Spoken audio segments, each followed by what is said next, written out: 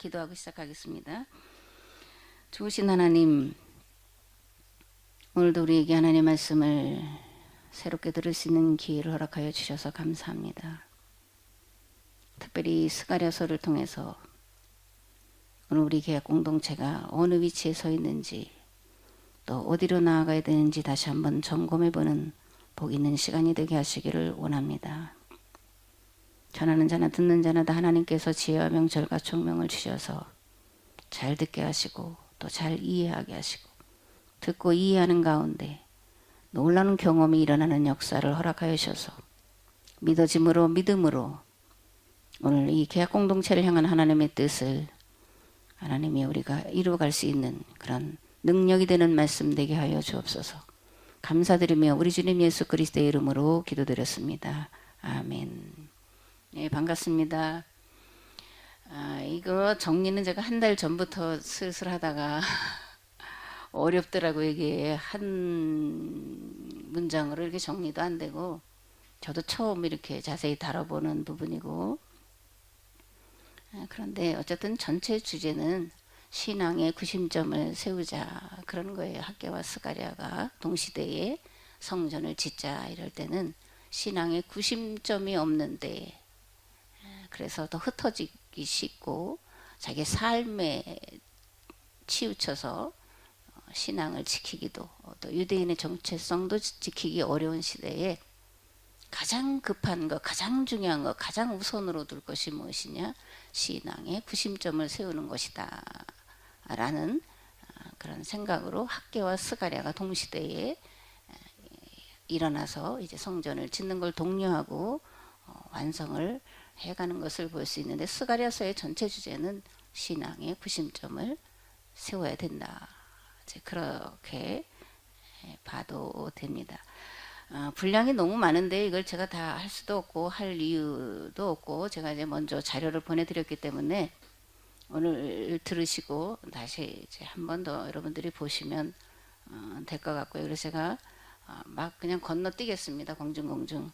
그래서 2시간 안에 가능한 한 말씀을 드려야 될 부분들을 이제 골라서 드려보는 것으로 할 텐데, 좀 미숙하더라도 집중하셔서 잘 들으시고 이해하시고, 기도했지만 이 들으면서 이해하면서 경험이 일어나는 그런 역사가 있었으면 좋겠습니다. 스가랴는 느헤미야 12장 16절에 보면 이또 족속 중에 스가랴 이래서 1차 포로 귀환 시기에 돌아온 사람인 것을 알 수가 있고, 학개와 동시대의 사람으로 동일한 그런 주제를 가지고 말씀을 선포한 자들인 것을 알 수가 있습니다. 그리고 이 스가랴는 바벨론에서 출생한 자다라는 거죠. 그 참고 사항을 제가 이렇게 쭉 말씀드렸는데, 1차 포로 귀환 BC 537년 때 에스라 느헤미야서에 이렇게 기록되어 있고, 그때 이제 12명이 돌아오면서 49,897명이 이제 1차로 돌아오고, 536년에 성전 건축을 이제 시작을 하죠. 근데 여기 이제 20년 뒤에 가서나 이제 완공되는 것을 이제 학개 스가랴서를 통해서 우리가 이제 보게 되는 거고요. 그다음에 이제 2차 포로 귀환은 한참 뒤에 457년에 에스라의 인도로 이제 돌아오고, 3차는 444년에 느헤미야가 돌아오면 성벽 공사를, 그러니까 느헤미야는 성전이 아니라 성벽 공사를 완공한 사람인 것을 알 수가 있습니다. 스가랴서의 특징은 이제 스가랴서가 언제부터 언제까지 활동했는지에 대한 정확한 시기가 기록되어 있다라는 게 이제 특징 중에 하나고, 또 이제 묵시문학이기 때문에 묵시적인 표현이 많이 들어가 있다. 그래서 8가지 환상을 우리가 이게 묵시적인 시각으로 이제 해석을 하고 읽어내야 된다, 이제 그렇게 생각하고, 그다음에 주제 요거는 쭉 다 넘어가서요. 다시 한번 이걸 말씀을 드릴 거고, 이제 묵시문학이 뭐냐, 이제 그걸 우리가 알아야 되잖아요. 묵시문학은 뭐고, 묵시문학은 왜 태동했냐, 이런 걸 이제 알아야 되는데, 이 스가랴서는 구약의 묵시문학 중에 하나입니다. 에스겔, 다니엘, 스가랴. 이게 이제 구약의 대표적인 묵시문학 작품인데, 특별히 이제 신약의 스가랴서가 가장 많이 인용이 되는데 70여 회가 인용이 되어 있는데 복음서에 25회가 이 스가랴서가 인용이 되어 있습니다. 예수님과 우리가 뭐 나귀를 타고 오시고 뭐 또 아까 순 뭐 그런 얘기했지만 그런 것들을 다 메시아로 오시는 예수님에게 이제 초대교회 그 제자들 또는 사도들이 그렇게 해석을 한 것을 알 수가 있습니다. 특히 이제 복음서 후반부에 보면 그날이라는 표현이 많이 나오죠. 그날. 이제 재림과 종말. 근데 이게 이제 스가랴서에서 인용한 것임을 알 수가 있고 예수님도 종말의 표현 가운데서 종말의 때 재림에 대한 그런 것을 언급하시는데 스가랴서를 인용하시면서 하시는데 이거는 이제 묵시적인 표현이다라는 것도 우리가 기본적으로 알아야 됩니다. 묵시문학이 태동한 시대적 특징은 뭐냐, 그리고 묵시문학에는 무엇이냐 이런 주제인데요. 왕정기에 이제 활동한 사람들을 왕정기 예언자, 뭐 예언자 이렇게 부르죠. 그러면 이제 포로 귀환 이후에 활동한 자들을 물론 예언자라고 부를 수도 있지만 이제 묵시자 이렇게 이제 부릅니다. 그러니까 예언 활동이 바뀌어진 건데 이제 묵시적인, 그래서 다른 사람은 알 수 없는 환상 뭐 또는 여러 가지 이제 다양한 꿈 뭐 이런 것들로 비밀 언어로 이렇게 이제 하는데 그렇게 하면서 예언 활동을 하는 사람들이 이제 묵시자 이렇게 말합니다. 그러면 이제 귀환 이후에 왜 예언자들의 예언 활동은 사라지고 그리고 묵시자들이 등장해서 활동하는가, 이제 그런 것도 우리가 한번 생각을 해봐야 되는데, 이 바벨론 포로기 그리고 돌아와서 이들이 이제 율법서와 예언서를 정리를 하잖아요, 그죠?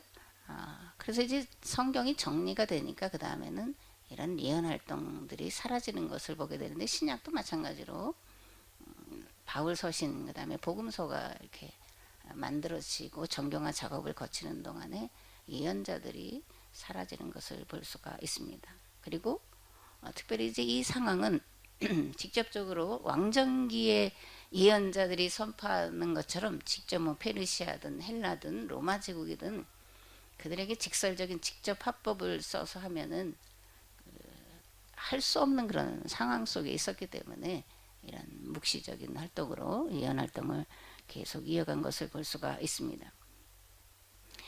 예언자 그러면 이제 왕정기에 등장을 해서 그리고 포로기 그리고 귀환과 재건 기간 동안에 활발하게 이제 활동을 한 자들인데 이들의 핵심은 신해선 계약법으로 돌아가라 이런 거예요.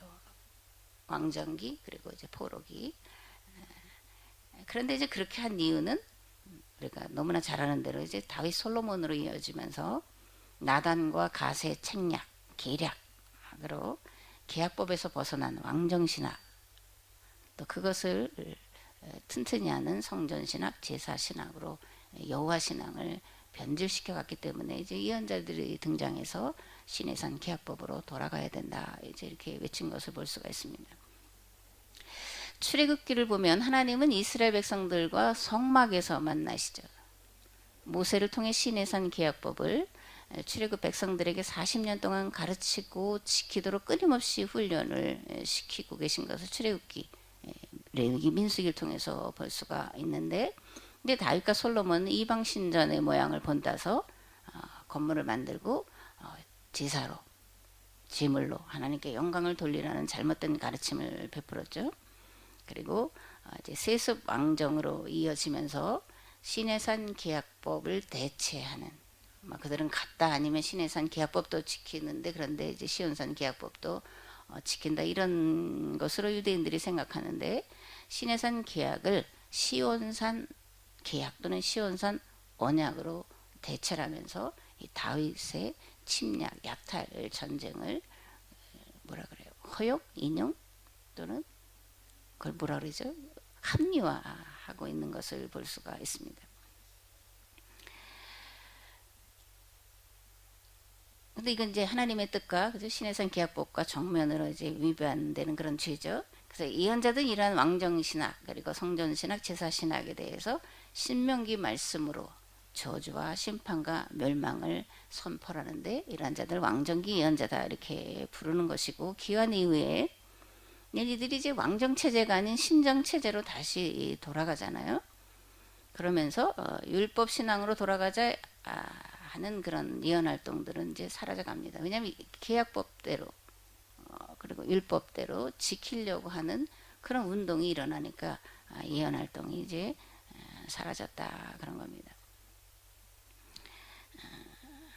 그리고 이제 평신도 수도사들 바리새인이라고 하는 바리새인 또는 뭐 또 사두개인도 나오지만 바리새인, 또 에세네파 뭐 이런 사람들이 등장하면서 이제 유대교의 하시딤 이렇게 말하는데 이들이 이제 자발적으로 율법대로 살려고 하는 이제 운동들이 진행되면서 예언의 필요성이 사라지게 되고 초대교회도 정경화 작업을 하면서 그것이 이루어지면서 이제 예언자들이 사라졌다 이렇게 앞에서 말씀을 드렸습니다. 이제 묵시문학이 등장한 이유는 어디에 있을까? 첫 번째는 묵시는 박해 시대의 산물이고 예언 활동의 변형이다. 예언이 묵시로 바뀐 원인은 정치적인 박해 때문이 아니라 종교적인 신앙적인 박해가 심해졌기 때문에 묵시로 들어간 것을 볼 수 있는데 주로 환상, 꿈, 상징 등을 통해서 이제 비전을 제시하고 유대인이 아니면 알아들을 수 없는 그래서 이제 비밀 언어 이렇게 표현하는데 비밀 언어를 사용하고 있습니다. 두 번째는 묵시는 역사의 종말을 염두에 두고 그리고 심판을 선언하고 있다라는 건데 이 시간의 이해가 종말로 확대돼요. 그리고 종말론적 심판의 대상은 당시 종교적인 박해를 일삼던 사람들, 국가 권력, 왕들을 상징하고 있는 것을 볼 수가 있고 이 박해를 일삼는 자들에게 빌붙어서 누리려고 하는 자들에게 이제 재앙을 선포하고 심판을 선포하는 그런 묵시 활동을 전개를 하게 됩니다. 또 바벨론 포로기 이후에 이스라엘 백성들은 유대인의 하나님에서 창조주 하나님으로 이스라엘 역사를 주관하는 하나님에서 세상 모든 역사를 주관하신 하나님으로 하나님에 대한 이해의 지평이 이제 넓혀져요. 그리고 시간에 대한 지평도 과거와 현재에서 이제 종말로 확대되고 있는 것을 볼 수가 있습니다. 그래서 유대인들의 이제 시간 그런 개념 속에 세 시대로 이렇게 구분을 하는데 현 시대, 오는 시대, 그리고 중간 시대 이렇게 시대를 구분하면서 현 시대는 악이 지배하는 시대고 오는 시대는 하나님께서 완전하게 이제 지배하시는 시대인데 그 중간 시대가 있다. 그래서 요한계시록에 보면 뭐 천년왕국 뭐 이런 천년왕국이라는 딱 한 번 이제 나오는데 그런 것들이 이제 이 묵시문학에서 이 종말의 중간기 이런 개념들이 요한계시록에 천년왕국이라는 그런 개념 속에 들어가 있다라는 것도 우리가 알아야 됩니다. 이런 시간 이해를 바탕으로 해서 종말과 내세, 심판과 부활 등의 사상이 생겨났고 인과응보 사상, 메시아 대망 사상 우리가 주로 잘 아는 이런 개념들, 이런 교리들, 이런 사상들이 생겨났는데 이런 것들은 역사의 현장에서 삶의 경험을 통해 만들어졌다라는 겁니다. 그러니까 우리가 성경을 이해하는데 참 어렵잖아요. 복잡하고. 이런 성경은 시간의 산물, 역사의 산물, 삶의 인간들의 삶의 발자취잖아요. 그렇죠? 그러니까 이게 시대마다 다르고 상황마다 이제 다른 상황이 펼쳐질 때에 헌법과 같은 율법서를 기반으로 어떻게 이러한 바뀌어진 시대, 바뀌어진 상황, 특별히 박해 시대에 어떻게 하나님의 말씀을 해석해서 가르치고 그래서 그 말씀으로 그 시대의 상황을 헤쳐나가고 정말 하나님의 뜻을 이뤄갈 수 있냐라고 하는 것으로 이 성경이 해석되어지고 또 그리고 편집도 되어지고 하는 과정을 거쳤기 때문에 성경을 볼 때 다양한 그리고 시기가 발생했던 시기가 있고 이걸 또 기록했던 시기가 있고 오늘 우리는 또 그것을 다 통합하면서 오늘의 시대에 맞는 그런 해석을 해야 되기 때문에 복잡하고 제가 언젠가도 말했지만 최고도의 어떤 지적인 능력 또 굉장히 집중력을 발휘해야 되는 그런 일이다 그렇게 생각을 합니다. 종말 사상에 대해서 이게 여러 가지가 있잖아요. 유대인의 종말 사상 그날 여호와의 은혜의 날 또는 뭐 원수 갚아주시는 날 또 이 날이 이제 메시아 대망 사상으로까지 쭉 이어지고 있고 세상의 종말 사상은 이제 파국, 파루시아 그렇게 말하잖아요. 파국을 말하고 성경의 종말 사상이 있는데 우리가 주로 지금까지 이제 종말에 대한 개념은 구속사적 관점에서 이제 보는 그런 종말 사상이었죠. 그죠? 예수님이 재림하시고 세상은 멸망하고 종말의 때 믿는 자는 천국으로 들려 올라가고 믿지 않는 자는 지옥 간다. 이게 이제 구속사적 관점에서 보는 종말 사상인데 오늘 우리 이제 계약사라고 하는 관점으로 보는 거잖아요.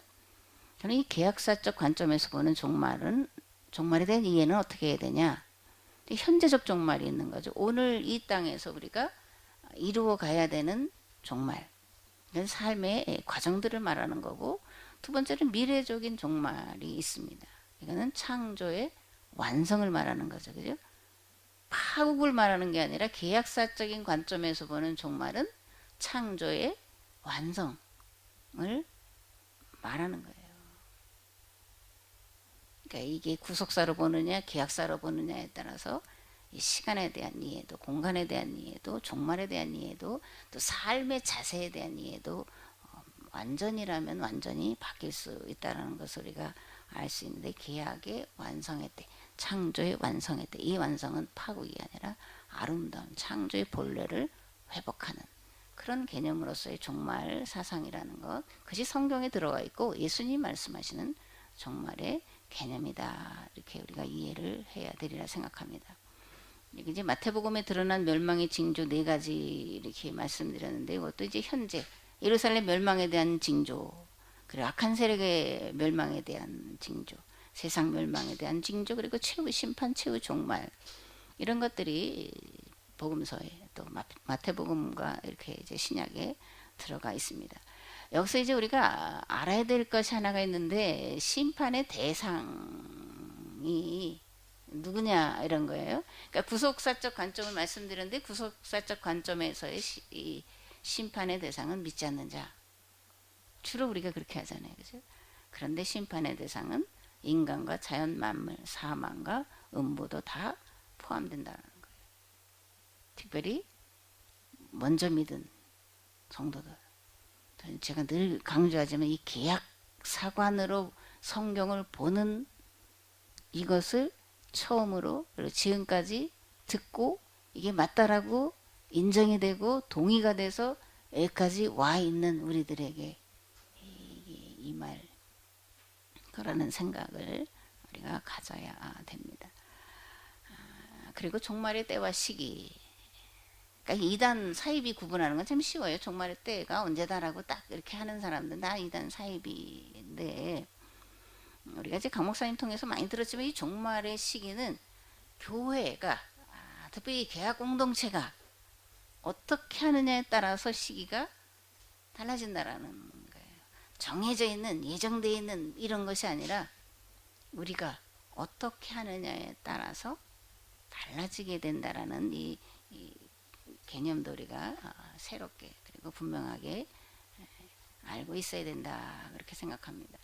여기 이제 제가 쭉 14장까지 주제를 쭉 이렇게 정리를 해놨고요. 이건 이제 보시면 되고 제가 서두에도 말씀드렸지만 이게 분량이 워낙 많아가지고 이게 뭘 해야 되는지 어제도 이제 체크를 좀 해보다 왔는데 그 체크하는 것도 다 하기가 사실은 어려워서 앞부분은 조금 자세하게 이렇게 해가고 뒷부분은 많이 건너뛴 다음에 제가 세 장으로 이제 정리해 놓은 거 어저께 따로 보내드린 거는 이제 마무리 부분으로 이제 할 건데 그건 제 생각이기도 하고 또 계약 공동체에 대한 생각이기도 하고 스가랴서로 오늘 우리가 왜 이거를 배우고 있는지에 대해서 각자가 정리해보고 자신을 돌아보는 그런 계기로 삼았으면 좋겠다 해서 이제 이렇게 정리를 해놓은 거고요.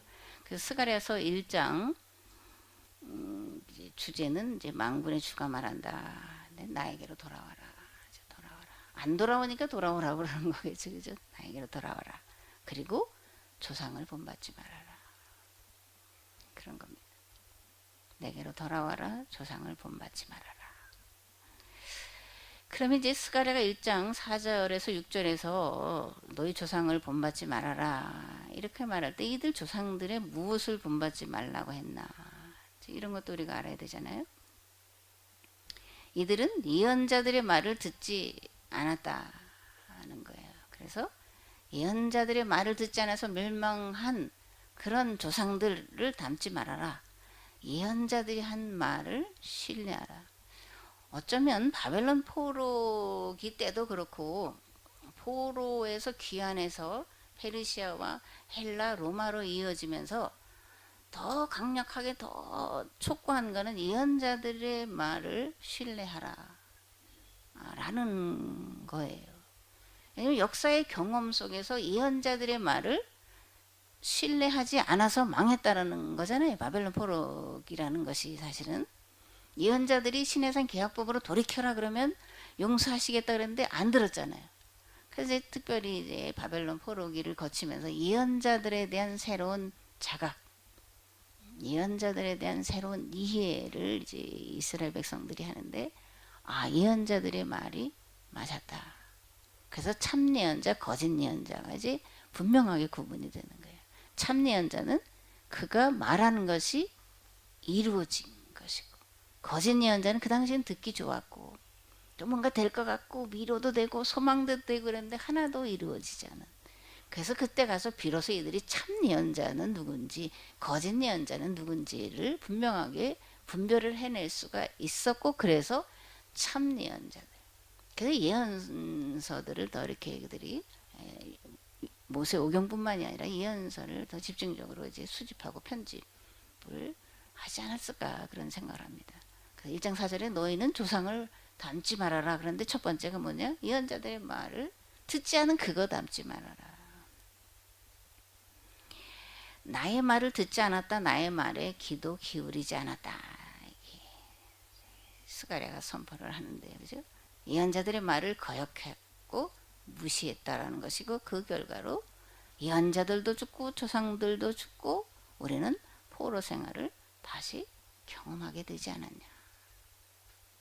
이렇게 말하는 겁니다. 그러니까 오늘도 우리가 이제 마찬가지예요.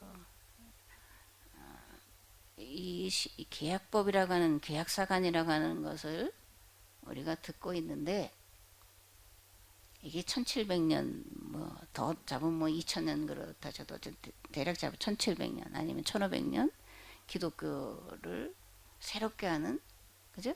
새 계약을 체결한다 아니면 계약 갱신 이렇게도 우리가 말할 수 있고, 이것을 이제 강 목사님 통해서 이렇게 해 나가고 있는데 똑같은 거예요. 스가랴서는 오늘 특별히 계약 공동체에게 주시는 말씀이다. 그렇게 저는 생각을 하는데, 얼마만큼 신뢰하냐. 다 여기 계신 분들 신뢰하신다고 생각을 하고 계시죠. 그죠? 그런데 정말이냐. 그거는 제가 볼 땐 또 다른 문제라고 생각을 해요. 머리로는 신뢰하고, 그죠? 강 목사님의 메시지를 신뢰하고 한다고 하지만 또 다른 한 면에서는 신뢰를 하지 못하는, 신뢰를 하지 않는. 그래서 이제 제가 뒤에도 썼지만 이 계약 공동체 운동이 이게 하나님의 제가 비밀 병기 이렇게 그런 말씀들을 이제 강 목사님이 여러 차례 하셨고 저도 그것을 그렇다라고 생각을 하는데, 그럼 이걸 얼마나 우리가 신뢰하냐. 그거는 다른 문제인 것 같아요. 저부터도 그렇게 과히 신뢰를 하지 왔다리 갔다리예요. 신뢰했다가 안 했다가. 뒷부분 왔다 갔다 해서 그런데, 그런데 이게 계약공동체 운동이라든가 이거를 그냥 액세서리 하나 좋은 거, 새로운 거, 신박한 거, 이런 거를 하나 달고 다니는 것처럼 혹시 생각하지 않냐. 너무 심한 것 같은지 모르지만 제가 느끼는 거는 그런 거예요. 조상들이 한 이 유대인뿐만이 아니라 오늘 우리 2000년 기독교 역사 속에서 그 제자들이, 그리고 바울이 그 이후에 이제 속사도까지 쭉 이들이 선포한 것을 우리가 얼마나 신뢰하냐. 결동무의 메시지를 우리가 얼마나 신뢰하냐. 얼마나 여기에 중요도를 두고 얼마나 여기에 관심을 두고 이거를 최우선순위로 두냐. 그런 거잖아요. 그 학계와 스가랴는 최우선 순위를 어디에 둘 거냐를 결정하라는 촉구예요. 너 집 짓는 거 바쁘고 네 자식 먹여 살리는 거 바쁘고 다 바빠. 그래, 그 중요한 걸 모르는 게 아니야. 그러나 가장 최우선에, 가장 중요하게, 가장 시급하게 해야 될 건 뭐냐? 신앙의 구심점으로서의 성전을 짓는 거다라는 거예요. 여호와 신앙의 구심점. 그것을 어떻게 이 더 어려워진 상황 속에서 구현해 나갈 거냐에 대해서 촉구하고 있는 게 학개와 스가랴라는 것을 우리가 알 수가 있습니다. 그러니까 조상들처럼 예언자들의 말을 거역하지 말아라, 무시하지 말아라, 들어라. 만군의 여호와가 말한다, 만군의 여호와가 말한다, 만군의 여호와가 말한다, 들어라. 이렇게 반복하고 강조해서 말씀을 하고 있는 것을 볼 수가 있습니다. 거기 이제 그 자료를 가지신 분들은 이게 10쪽인가 그런데 이제 참고 이렇게 해놓고 성전의 역사 이렇게 이제 제가 좀 해놨는데요. 그러니까 솔로몬 성전이 있고 스룹바벨 성전이 있고 헤롯 성전이 있죠, 그죠? 이 중에 이제 스룹바벨 성전은 솔로몬 성전이나 헤롯 성전과는 차원이 다른 거예요. 개념도 다르고 차원이 다른 겁니다. 그러니까 스룹바벨 성전은 포로기 유대인들이 바벨론에서 만들어서 모여서 예배드리고 말씀을 배우던 회당과 같은 개념이고, 더 올라가면 광야에서 성막과 같은 개념이다 라고 이렇게 생각을 합니다. 그래서 여기는 말씀을 배우는 거잖아요, 그죠? 하나님이 누구신지, 그리고 나는 누구인지, 그래서 어떻게 살아야 되는지, 어떻게 하나님과 우리와 맺은 이 계약법대로 살아서 세상을 구원할 것인지에 대해서 배우는 것. 성막, 스룹바벨 성전, 성막, 회당, 스룹바벨 성전, 오늘 교회로 이어지는 건데, 오늘 교회가 과연 또 그런가는 이제 또 다른 문제고 생각을 해봐야 되는데 생각할 게 너무 많아가지고 이제 넘어가겠습니다. 첫 번째 환상이 1장 7절에 17절까지 있는데, 젓갈색 말을 탄 자와 기마대 환상. 이 천사들이 이제 보고를 하죠. 온 땅이 조용하고 평안하더이다. 왜 온 땅이 조용하고 평안할까요? 이 여기서 조용하고 평안하다는 표현은 뭘까? 우리는 그냥 뭐 잘 돼서 뭐 이렇게 받아들이기가 쉽잖아요. 이게 전혀 반대의 상황인 거죠. 그러니까 이제 스가랴가 물어요. 언제까지 우리를 불쌍히 여기지 않겠냐. 우리에게 진노한 지 벌써 70년이나 되었다. 이렇게 이제 말하는 것을 볼 수가 있습니다. 그리고 나서 너는 외쳐라. 나는 예루살렘과 시온을 몹시 사랑한다. 그런데 안일한 생활을 즐기는 이방 사람들에겐 크게 화가 났다. 내가 내 백성을 벌주는 것보다 그 이방 사람들이 더 심하게 벌주기 때문에 내가 이방 나라들에게 이제 화가 났다. 그러므로 내가 이제 예루살렘의 충량죄를 다시 긋겠다. 예루살렘 성전을 회복시키겠다. 이스라엘 신앙 공동체를 회복시키겠다. 이렇게 이제 1장 12절에서 14절에서 16절에서 말씀하고 있는 것을 볼 수가 있습니다. 스가랴, 바벨론에서 난 자예요. 바벨론에서 나서 자랐죠, 그죠?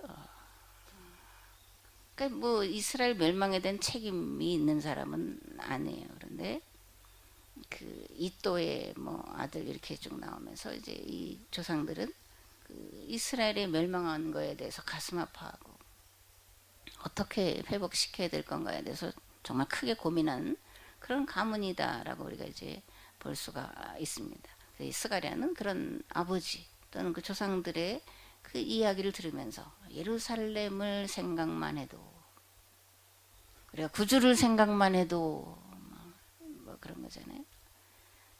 이 스가랴는 예루살렘만 생각해도, 성전만 생각해도 가슴이 정말 쪼그라들고 아파서 애가 타는, 애간장을 끊어버리는 그런 아픔으로 살은 사람이었다, 그렇게 생각합니다. 그래서 이제 아버지를 따라서 이제 돌아왔는데, 이게 돌아와서 상황은 더 어려워지고 더 이게 뭐 좀 나아지는 것 같은 그런 상황이 아닌 그런 것을 보면서 더 애타하던 사람이다. 그리고 돌아와서의 상황이 너무나 급급하니까, 사는 게 급급하니까 집도 없고, 그죠? 뭐 일터고 뭐고 터전 아무것도 없는 거잖아요. 이방 사람들이 이미 다 70년 동안 다 차지하고 있으니까. 성전을 짓는다 또는 뭐 성벽을 재건한다 이런 것도 생각할 수 없을 만큼의 그런 최악의 상황에서 언제까지 하나님 우리를 불쌍히 여기지 않으시겠습니까? 예레미야에게 말씀하신 70년이 지났는데 언제까지 이런 거죠. 오늘 우리도 언제까지 하나님 이 시대를 또 제가 사실 너무 오버하는 건지 모른다는 생각을 해요. 이 계약 공동체에 대해서 함께 하시는 분들에 대해서 나는 100% 잘하니까 그런다라는 건 아니지만 제가 너무 오버하는 건 아닌가라는 생각도 가지면서 하긴 해요. 너무 심한 말을 하는 것 같고 이렇게 그러는 것 같은데 언제까지 아직도 제가 볼 때는 이제 아직도 젖이나 먹는 그 쪽쪽이도 빼내지 못한 상태가 아닌가. 언제까지? 강 목사님이 한 뭐 목회를 한 80, 90까지 쭉 하시면 참 그럼 우리가 이거 쪽쪽이도 빼버리고 뭐를 짓고 이렇게 뭐 걸음마 연습을 할지 잘 모르겠는데 그거는 현실적으로 아닌데 이제 이번 강 목사님 이제 이렇게 한 학기 동안 이렇게 정리하시고 쉬시는 그런 기간들 속에 우리의 모습, 나의 모습을 살펴보니까 이게 언제까지, 하나님 언제까지, 이 공동체를 언제까지 이 상태로 가도록 버려두시겠습니까? 라는 그런 생각을 갖고 있어서 이런 심한 말을 사실 하고 있는데 죄송한 마음이 있다라는 것도 좀 말씀을 드리는 거예요. 죄송하지만 하고 있습니다.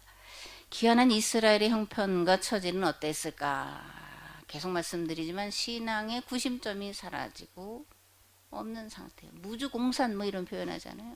거의 무주공산과 같은 땅이 혼돈하고 공허하고 흑암이 깊은 위에 있는 그와 같은 창세기 1장 2절의 상태가 또다시 여기에 재현되고 있는 그런 상태. 그때 학개와 스가랴가 이 성전을 지으라고 독려하는데 이게 참 정말 이게 쉽지 않은 그런 말씀을 선포하고 있다라는 걸 우리가 가슴으로 조금 좀 느끼면서 이것을 듣고 또 읽고 그래야 되지 않을까 그런 생각을 합니다. 너는 외쳐라. 1장 17절에 너는 또 외쳐라. 나 만군의 주가 말한다. 나 주가 다시 한번 시온을 위로하겠다. 예루살렘은 다시 내가 택한 내 도성이 될 거다. 이런 말씀을 스가랴가 선포하면서 그러므로 성전을 짓자 이렇게 독려를 하고 있는 겁니다. 목회자는 물론 이제 책망도 하고 이런 것도 있지만 반드시 같이 가야 되는 건 미래에 대한 비전, 희망을 선포를 해야 돼요. 예언자들이 심판과 멸망과 저주의 말씀을 선포하지만 그게 다가 아닌 걸 우리가 잘 알잖아요. 그 뒤에 가면 그래서 지금 돌이키면 하나님이 다시 회복시키시고 하나님과 우리의 관계가 다시 회복되어져서 이전과 같이 아름다운 젖과 꿀이 흐르는 땅으로 만들어 가게 하시고 그것을 통해서 우리 민족이 주신 사명을 감당하게 하실 거다. 이제라도 이제 그런 말씀을 선포하는데 그런데 혹여 안 들어서 망했을 때에 그러나 그것이 끝이라고 생각하지 말아라는 거예요. 사람이 자살하고 그럴 때 이게 끝이다라고 생각해서 자살을 하는 거잖아요. 그래서 기독교인들이 자살할 수 없다는 얘기는 기독교 자체는 사실 끝이다라고 생각할 수 있는 게 아예 없는 그런 자들이잖아요. 기독교인이 절망이라고 하는 것은 사실 있을 수가 없는 문제예요. 영생을 말하는 자들이 절망이다, 끝이다. 사실 그런 생각은 하지 말아야 되는데 제가 안 해봤냐? 그게 아니라 저도 많이 해봤습니다. 저도 하나님 언제까지? 하나님 나에게 왜 이러시는데요? 내가 죄를 많이 진 건 저도 인정을 해요. 그런데 그래도 이건 너무하잖아요. 언제까지? 하나님 차라리 저를 죽여주세요. 정말 그런 거 많이 했어요. 엄마 아버지한테 차라리 그때 날 죽이지 왜 살렸냐. 자식으로서 하지 말아야 되는 이야기를 정말 많이 퍼붓고 살은 사람이. 그러니까 제가 모태신앙이라고 그러고 몇 대짜라고 그래도 신앙이 없었다. 그런 거지. 신앙이 없었다. 있어도 잘못됐다는 좀 부분적인 그런 신앙이었다. 그렇게 이제 지금 와서 돌아보는데 예언자 또는 지도자 또는 목회자는 미래의 비전을 제시해야 된다. 그죠? 땅이 혼돈하고 공허하고 흑암이 깊음에 있지만 그러나 여호와의 신은, 그러나 성령님은 여전히 세상 역사를 주관하시고 세상 역사를 하나님과 같이 만들어 가고자 하는 자들의 마음속에, 그 사람의 삶의 자리에, 그 가정에, 그 자녀의 이 계약 공동체 위에, 안에, 옆에, 뒤에, 앞에 계시는 줄을 믿습니다. 아멘. 두 번째 환상은 네 뿔과 네 공장. 그런데 이제 이스라엘 괴롭히는 나라들을 심판하겠다, 그런 내용입니다. 그래서 귀환한 이들이 예루살렘 돌아왔을 때 비어 있는 게 아니라 그랬잖아요. 그래서 이방인들이 자리를 잡고 있었습니다. 그래서 이 귀환한 자들이 예루살렘과 그 주변에서 느끼던 건 생지옥 같은 그런 느낌을 받았겠다, 그런 생각이에요. 근데 지옥은 어디냐? 금방도 말했지만 지옥은 소망이 사라진 곳이 지옥이에요. 그리고 절망으로 가득 찬 것이 지옥입니다. 그래서 이제 우리가 잘 아는 대로 이제 키에르케고라고 하는 덴마크 철학자가 뭐라 그래요? 절망은 죽음에 이르는 병이다. 왜 자기 목숨을 스스로 끊냐고? 절망이야. 이제 끝이야. 더 이상은 뭐가 없어. 그럼 사람이 선택할 게 죽음밖에 없는 건데, 이스라엘 백성들의 처한 상황이 이와 같은 그런 상황이었다. 그럴 때 스가랴가 선포를 하는 거잖아요. 아니다. 네 공장을 보내서 이스라엘 괴롭히는 나라들을 내가 심판하겠다. 아수르, 바벨론, 메데, 파사 이렇게 같이 나가죠. 그죠? 페르시아, 그리스, 헬라, 이런 이스라엘을 괴롭히는 나라들을 내가 심판하겠다. 이렇게 이제 선포를 하고 있는 것을 볼 수가 있습니다. 하나님은 가능성이시죠. 그죠? 가능성입니다. 절대 가능성이 하나님은. 그래서 우리를 도우시는 하나님도 불가능이 없으신 분이에요. 우리가 믿는 하나님은 불가능이 없으신 하나님, 가능하신 하나님. 그 하나님 우리가 믿기 때문에 절망이다, 낙심이다, 포기다, 이런 것들은 사실 우리 사전에는 있다면 지워버려야 될 그런 단어다, 이렇게 생각을 합니다. 앞에서 제가 이제 묵시문학은 최악의 상황에서 등장한 문학 양식이다, 이렇게 말씀을 드렸죠. 그죠? 근데 구약의 묵시에는 스가랴, 다니엘, 에스겔서가 있는데, 이제 페르시아와 헬라 제국의 박해 상황에서 기록된 구약의 묵시록이고, 신약에는 대표적으로 요한계시록이 있습니다. 요한계시록도 로마 제국의 박해, 교회의 박해의 위기에 직면해서 이제 묵시 문학 형태를 가지고 기록을 하고 있는데, 교회를 박해하는 로마 제국의 멸망을 선포하는 거잖아요. 스가랴, 다니엘, 에스겔에서도 마찬가지로 이스라엘 신앙 공동체를 괴롭히는 바벨론, 페르시아, 그리고 그 다음에 헬라 제국, 이런 나라들을 하나님께서 심판하시겠다.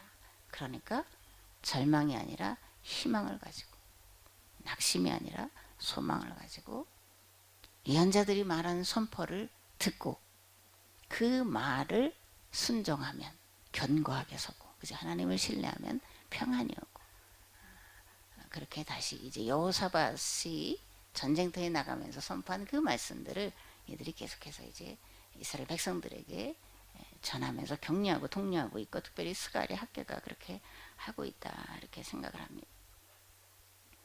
예언자, 묵시자, 설교자는 암울하고 고통스러운 현실의 문을 넘어 소망과 장래의 희망의 문을 열고 앞서 나가는 자다. 그런데 이제 내가 그런 자인가? 이거는 각자가 생각해 봐야 될 문제다, 이렇게 생각합니다. 세 번째 환상, 측량줄을 손에 잡은 자 환상이죠. 그죠? 이스라엘을 구원하겠다. 속히 예루살렘으로 돌아와라. 그때에야 비로소 알게 될 거다. 측량줄이 다시 놓여지고. 그러니까 이거는 이제 바벨론 포로제에서 돌아와서 바로 성전을 재건한 게 아니잖아요. 그죠? 그리고 20년의 기간이 가는데, 시작했다가 17년 동안은 이게 성전 공사가 진행이 안 된 거예요. 그냥 멈춰 섰던 거예요. 그래서 다시 이제 측량제를 잡는 자가 등장을 하는 것이고, 그리고 이제 그렇게 측량대를 다시 잡고 성전 재건하는 그것이 시작될 그때야 비로소 너희들이 알게 될 거다. 이제 이런 것을 볼 수가 있습니다. 그 2장 6절에 16절 말씀에 이런 말씀이 있어요. 어서 너희는 북쪽 땅에서 도망쳐 나오너라. 나 주의 말이다. 내가 너희를 하늘 아래에서 사방으로 부는 바람처럼 흩어지게 하였지만 이제는 어서 나오너라. 나 주의 말이다. 바빌론 도성에서 살고 있는 시온 백성아, 어서 빠져 나오너라. 내가 손을 들어 그들을 치면 그들은 저희가 부리던 종에게 누락질을 당할 것이다. 그때야 비로소 너희는 만군의 주님께서 나를 보내셨음을 알게 될 거다. 나 주의 말이다. 그때에 가서야 이제 이런 말씀들이 계속 나오고 있는데 북쪽 땅에서 도망쳐 나오라는 거예요. 아직도 미적하고 있고 그런 사람들에게 촉구를 이제 하고 있다라는 겁니다.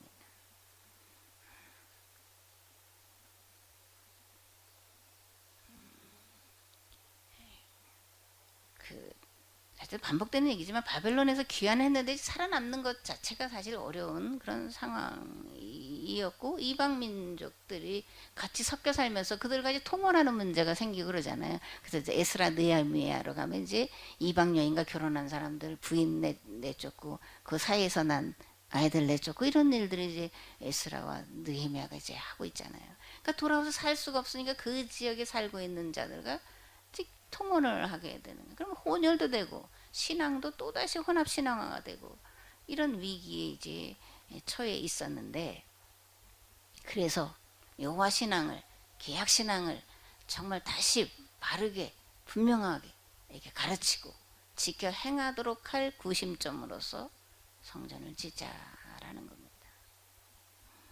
그리고 유대인의 정체성을 지키자. 혼합 신앙화되지 말고 그 혼혈화돼서, 그러니까 혼혈 자체가 문제인 건 사실 아닌 거죠, 그죠? 혼혈이 됐을 때에 특별히 이방 여인들과 결혼했을 때에 그 아이가 엄마의 영향을 받고 엄마의 신앙을 따라가지 대부분은 아버지 신앙 받고 아버지 영향을 받질 않잖아요. 그러니까 이방 여인을 정말 이거는 눈물을 머금고 내보내는 그런 것들을 보게 되는데 이제 이런 것들이 학계 스가랴 그다음에 에스라 느헤미야로 쭉 이어지고 있다는 겁니다.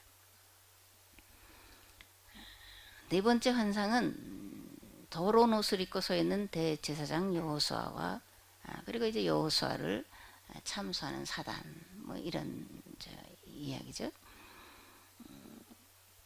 그 여기 이제 사단이 여호수아를 이제 참소를 하는데 이거는 이제 그 당시에 처한 상황이죠. 그러면서 이제 여호와의 천사가 사단에게 여호수아에 대해서 이렇게 말해요. 불 속에서 꺼낸 나무 토막과 같지 않냐. 그 옷은 더러운 옷을 입고, 그죠?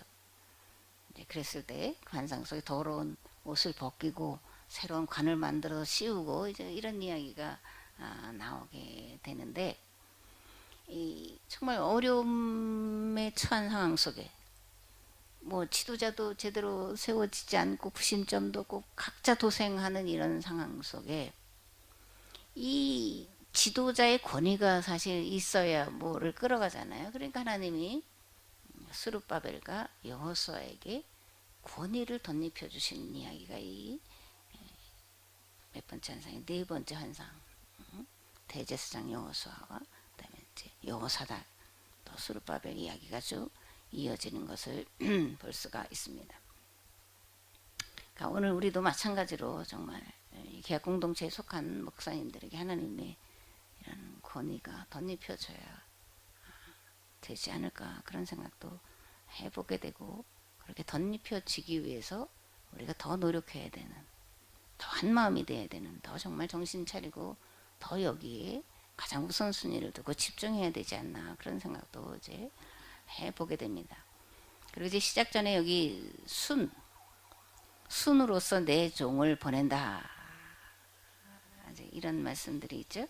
3장 8절에 대제사장 여호수아야 똑똑히 들어라. 너와 네 앞에 앉아있는 다른 제사장들은 이제 내가 순으로서 내 종을 보낸다는 것을 보증하는 산 증인들이다. 그러므로 내가 여호수아 앞에 놓인 저들을 보아라. 내가 여호수아 앞에 놓은 저들을 보아라. 돌 하나에 눈이 일곱이다. 보아라, 내가 직접 그 돌에 글씨를 새겨 놓겠다. 내가 이 땅의 죄악을 단 하루 동안에 치워버리겠다.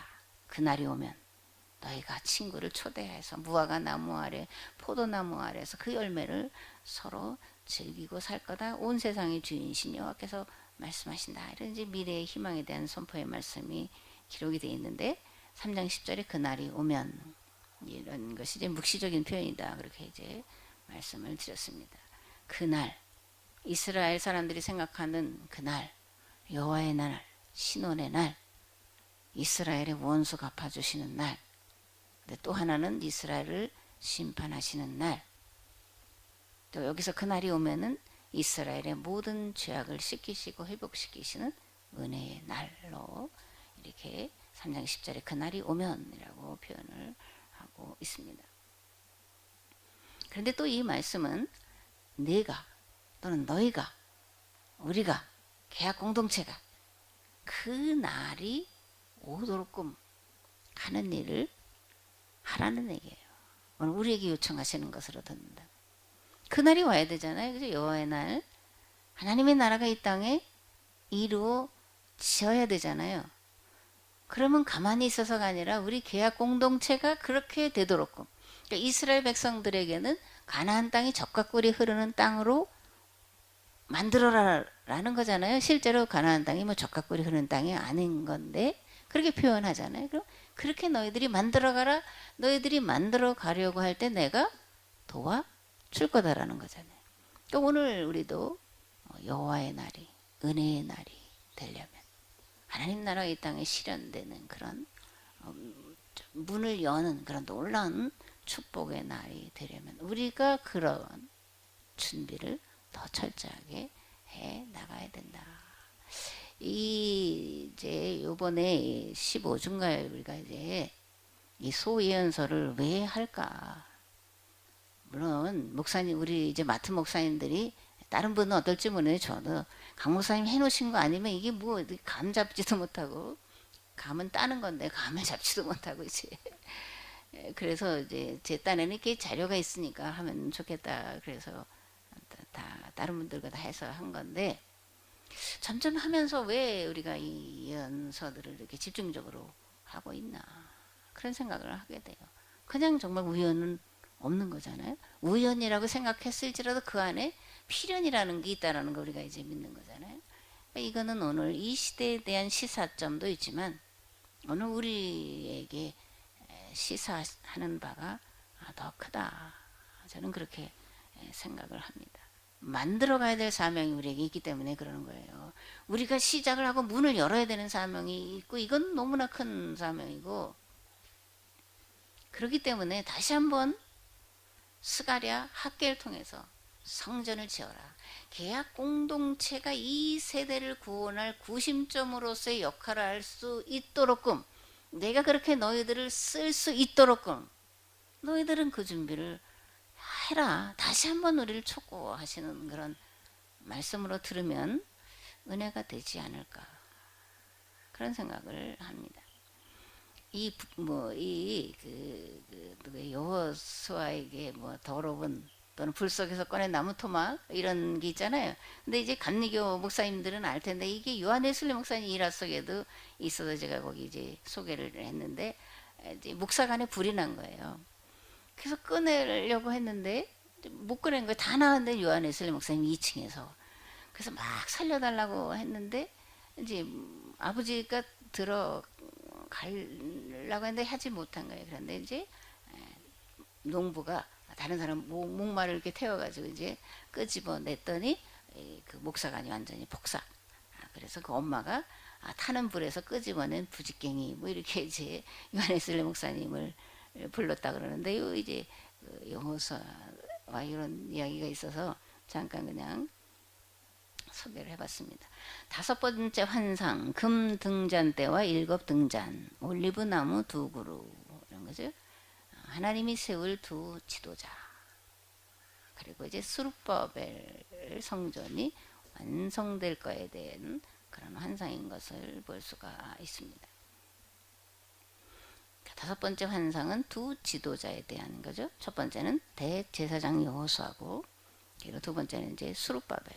이제 총독으로 오잖아요. 스룹바벨 총독에 대한. 그러니까 하나는 신앙이, 하나는 정치적인 두 구심점 또는 인도자로서 이 스룹바벨과 여호수아를 이제 세우시는 그런 장면이 다섯 번째 환상 가운데 들어가 있습니다.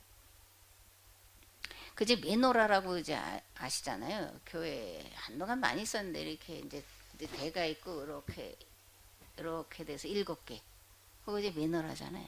그 7. 이제 양쪽에 이제 그런 표현이에요. 그래서 양쪽에 이 7고 등잔에 기름을 부는 것으로 해서 여기 이제 뭐 감람나무 얘기가 나오잖아요. 우리는 이제 감람나무로 들었는데 올리브나무 그죠? 그래서 이것도 이제 이단들이 많이 써먹잖아요. 자기를 무슨 뭐 그런 뭐 감람나무다 뭐 이러면서 나오는데 이 감람나무가 뭘 얘기하는지 모르고 그들이 이제 그렇게 자기를 이렇게 높여 세워서 하는 얘기인데 그 뭐예요? 그 이제 성전에 불을 다시 밝히고 그죠? 성전이 완공되어지고 구심점으로서 이스라엘 백성들을 다 잡아서 여호와 신앙으로 다시 이제 예루살렘과 유대 땅을 회복시켜가는 이런 것들에 대한 환상으로서 이것을 말씀하고 있는 것을 볼 수가 있습니다. 이 바벨론 2차 포로 때에 이제 지도자들이 12명이 와요. 거기에 이제 스룹바벨, 예수아 뭐 이렇게 나오는데 예수아, 여호수아, 그죠? 스룹바벨, 예수아, 느헤미야, 뭐 모르드게 뭐 이런 사람들이 쭉 이제 들어오는데 이들을 기다리고 있던 사람들이 이제 이방인과 사마리아의 사람들이었잖아요. 이들은 그냥 어떻게든지 성전을 못 쫓게 성벽도 쌓지 못하게 온갖 방해를 하고 그 바벨 페르시아 총독에게 막 성전 짓지 못하게 해달라 뭐 이렇게 그런 공문들을 보내고 그렇게 손가락질을 했다고 너희들이 뭘 할 수 있냐고 뭐 여우라도 들어가도 뭐 다 무너뜨릴 수 있고 뭐 이렇게 막 조롱하고 할 때에 하나님께서 두 지도자의 권위를 세워주고 계시다, 세워주신다 이런 환상을 이 7 등잔과 두 감람나무 성전의 불이 꺼지지 않게 제사장으로서 여호수아 그리고 정치 지도자로서 스룹바벨을 하나님이 세우셔서 그들의 권위를 하나님께서 세워주신다 이런 환상의 내용인 것을 볼 수가 있습니다. 여섯 번째 환상은 날아가는 두루마리 환상이죠. 그죠? 온 세상에 선포되는 저주의 말씀이 여기에 들어가 있습니다. 두루마리에는 하나의 말씀이 기록되어 있는데 이제 온 세상에 선포되는 저주의 말씀이다. 이제 이런 건데 이 구약에 보면 이제 하나님께서 받은 돌판을 넣어둔 교회가 있죠. 이제 법궤 또는 증거궤, 언약궤 이제 이렇게 부르는데 3에서 4장에 보면 블레셋과 전쟁이 일어났을 때 이제 이스라엘이 지잖아요. 그러니까 실로에 있던 법궤를 이제 그 전쟁터로 가져가게 되죠. 그때는 우리가 잘 아는 대로 이제 신들과의 전쟁이다라는 생각이었었기 때문에 이 블레셋의 신과 이스라엘의 여호와 신과 이제 싸우는 그런 이야기로 이제 전개되는데 법궤가 뺏기잖아요. 근데 이제 법궤를 이들이 가져가서 다곤 신전에다 놓는데 다곤이 어떻게 돼요? 뭐 머리가 깨지고 팔다리가 다 되고 뭐 또 그 법궤 앞에 완전히 꼬꾸라져 있는 그런 것들을 보게 되는데 하나님의 말씀이 가는 곳마다 두루마리에 기록된 말씀마다 십계명 돌판을 담은 법궤가 가는 곳마다 저주의 말씀이 선포된다. 그러는 거죠. 세상에 악이 제거될 거다. 그런 이야기예요. 또 하나님의 이름을 팔아서 거짓 맹세하는 자들의 악을 제거하게 될 거다. 제거해야 된다. 이런 겁니다. 그러니까 성경이 가는 곳마다 사실은 악이 하나님을 믿는 자들인 우리가 가는 곳마다 세상의 악이 사라져야 되는 거잖아요. 사실은. 그죠? 거짓이 사라져야 되고 이단 사이비들이 있다가도 사라져야 되고 혼돈했다가 질서가 잡혀야 되고 어두웠다가 밝아야 되고 맛이 없었다가 맛이 있어야 되고 이렇게 돼야 되는 게 하나님의 말씀이잖아요. 한편에서는 저주처럼 보이지만 그러나 하나님의 말씀이 가는 곳마다 사는 역사, 살리는 역사가 일어날 거다. 그런 말씀으로 이해가 될 수가 있습니다. 제가 또 참고로 두 기도에 대해서 기록을 해놨는데요. 누가복음 18장에 있는 죄송합니다. 누가복음 18장에 두 기도가 나와 있습니다. 바리새인의 기도와 세리의 기도. 자기 의를 드러내는 기도와 자기가 죄인인 것을 인정하고 회개하는 기도.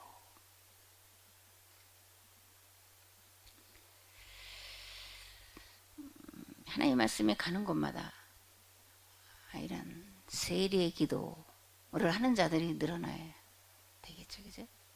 내 안에 있는 악, 내 가정 안에 있는 악, 내가 속한 교회 안에 있는 그런 깊이 자리 잡고 있는 잘못된 신앙, 잘못된 가치관 또는 잘못된 교리 또는 거기에 묶여 있는 이런 것들을 풀어서 자유케 하는 역사가 나타나야 되는데 이것이 이제 날아가는 두루마리 저주의 말씀이 기록되어 있다 그런 의미고 오늘 우리에게 적용해 보면 이렇게 적용을 할 수 있지 않을까 이런 생각을 합니다. 지금 제가 엄청 많이 달려와 가지고 7번째 환상까지 여기까지만 하겠습니다. 7번째 환상 에바, 저기죠 에바, 티주. 설명해주는 천사가 앞으로 와서 내게 말하였다. 어서 눈을 들어 저기 나타나는 것이 무엇인지 보시오. 내가 물었다. 도대체 저것이 무엇입니까? 저기 나타나는 것은 큰 통입니다. 그 속에는 이 땅에 만연된 죄악이 가득 차 있습니다.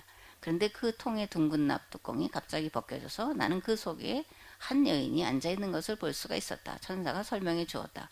저 여인은 이 땅의 죄악을 나타냅니다. 이 말을 마침과 동시에 그는 그 여인을 통 속으로 밀어넣고 납으로 된 뚜껑을 본래대로 다시 닫았다.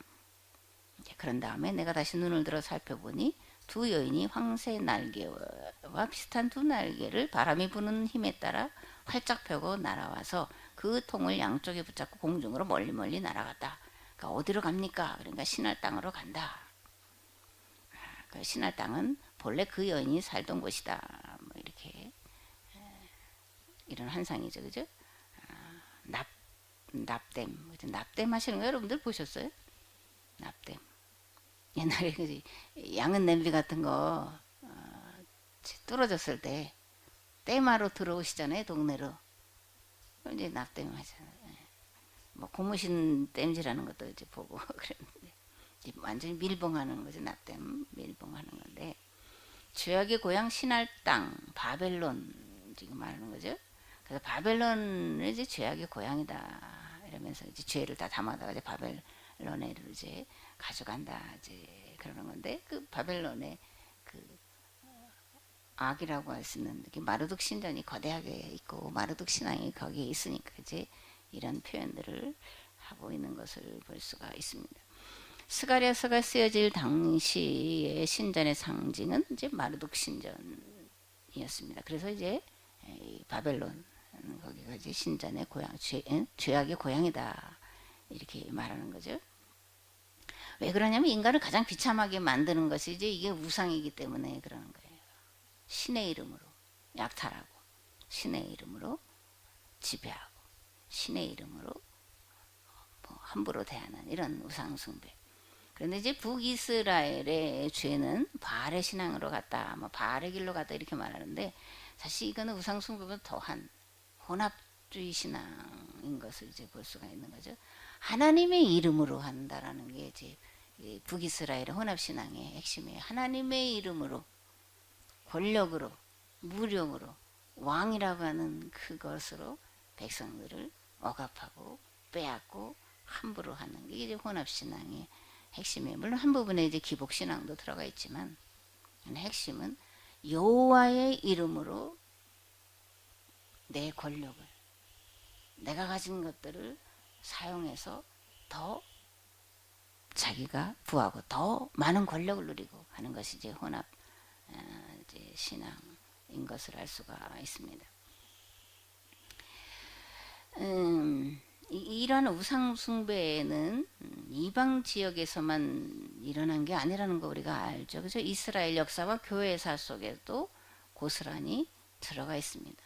그러니까 이제 왕정기에는 아모스, 에레미야, 미가서 등에서 보면 이제 성전 신학, 제사 신앙에 대해서 이제 신랄하게 비판을 하고 있는 것을 볼 수가 있고, 금방도 말한 북이스라엘에서 이제 바알 신앙으로 갔다 하면서 이제 혼합주의에 대해서 무섭게 책망하고 그것 때문에 멸망했는데, 이게 이제 중세 교회에도 재현된 것을 우리가 알 수가 있잖아요. 성당 짓는 것도 있고 십자군 전쟁도 그렇고 가톨릭과 개신교 간에 이제 30년 종교 전쟁도 있는 것을 볼 수가 있습니다. 고대에는 온갖 죄악의 고향이 신전이었다면 오늘은 어떠냐? 거룩한 것이 썩으면 더 악취가 나는데 교회, 거룩한 무리, 성도는 과연 어떠냐? 다시 한번 우리의 죄악도 이게 통에다가, 그죠? 통에다가 다 쓸어 담아서 납땜을 해서 바닷속에 던져버려야 되지 않을까? 그런 생각을 해봤습니다. 지금 시간이 11시 1분이죠. 그래서 잠깐 쉬겠습니다.